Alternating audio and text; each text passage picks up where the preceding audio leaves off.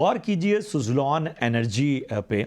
और हमने कल भी देखा था कि तेज़ी यहाँ पर नज़र आई थी।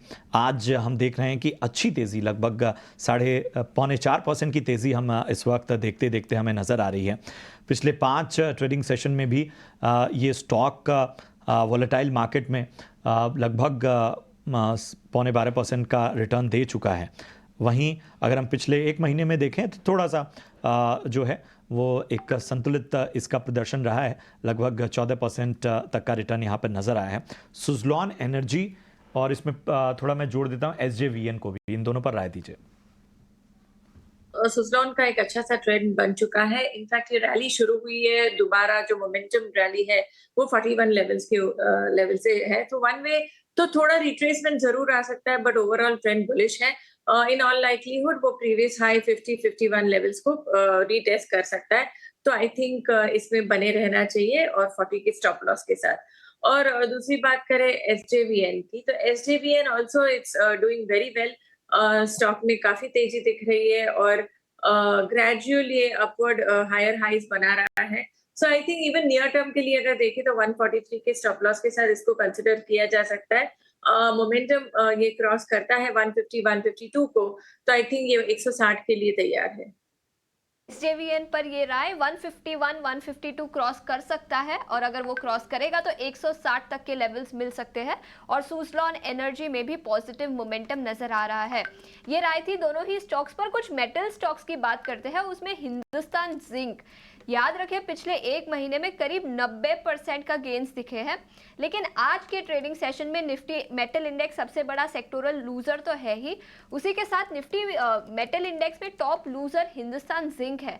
करीब 6% की गिरावट हिंदुस्तान जिंक पर है आज के ट्रेडिंग सेशन में। एक टेक्निकल राय ले लेते हैं। ग्लोबली कमोडिटी प्राइसेस चढ़ रहे थे जिसके चलते मेटल प्राइसेस में तेजी दिखी, लेकिन अब टेक्निकल्स पर क्या राय बनती है हिंदुस्तान जिंक पर?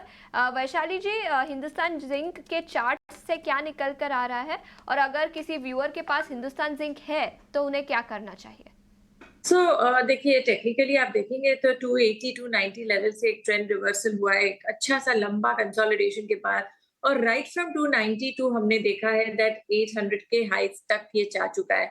मेरे हिसाब से पार्शियल प्रॉफिट बुकिंग तो जरूर कर लेनी चाहिए, और या तो इनफैक्ट फुली प्रॉफिट बुक कर सकते हैं। और जो नहीं करना चाहते हैं तो वो ट्रेलिंग स्टॉप लॉस रखे 710 का।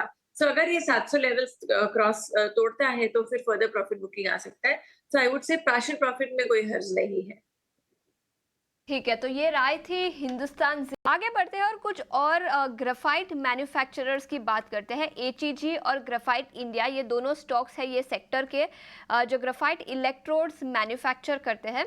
एचईजी की बात करें तो भारी गिरावट आज के ट्रेडिंग सेशन में दिखी है, करीब 9.5% की गिरावट। कंपनी के नतीजे आए थे, नतीजे काफ़ी कमज़ोर थे। सिक्वेंशियल बेसिस पर देखें तो 11% की रेवेन्यू डिक्लाइन दिखी है और प्रॉफिट आफ्टर टैक्स में भी 70% की गिरावट दिखी है। इसी के साथ कंपनी ने डीमर्जर भी अनाउंस किया है। कंपनी का जो ग्रेफाइट बिजनेस है वो इस बिजनेस से डीमर्ज होकर एक नए बिजनेस, नए कंपनी में चला जाएगा। और तो एक कॉर्पोरेट अनाउंसमेंट भी अनाउंस हुआ है, लेकिन उसके बावजूद नतीजों के दम पर जो काफ़ी कमज़ोर थे, स्टॉक में 9.5% की गिरावट दिखी है। वैशाली जी, एचईजी पर आपकी राय लेंगे और एचईजी के साथ ग्रेफाइट इंडिया पर भी अपनी राय दें। दोनों ही स्टॉक सेम सेक्टर पे है। ग्रेफाइट इंडिया में भी 2.5% की गिरावट दिखी है, तो एचईजी और ग्रेफाइट दोनों ही स्टॉक्स पर क्या राय है? ग्रेफाइट में एकदम क्लियर पिक्चर है, लोअर टॉप बना रहा है और करेक्टिव मूव में है। अनलेस एंड अंटिल ग्रेफाइट 620 630 तक वापस सस्टेन ना करे तो व्यू थोड़ा बेरिश ही रहेगा, और आई थिंक ये 550 की तरफ जा सकता है। और एचईजी की बात करें तो दिस इज वन सच एक ट्रेंड रिवर्सल जैसा दिख रहा है। बट हाउएवर कंफर्मेशन 2300 लेवल्स अगर टूटता है तो फिर आई थिंक ये ट्रेंड रिवर्सल का एक व्यू बनेगा। तो 2300 टूटता है तो एग्जिट कर लेना चाहिए।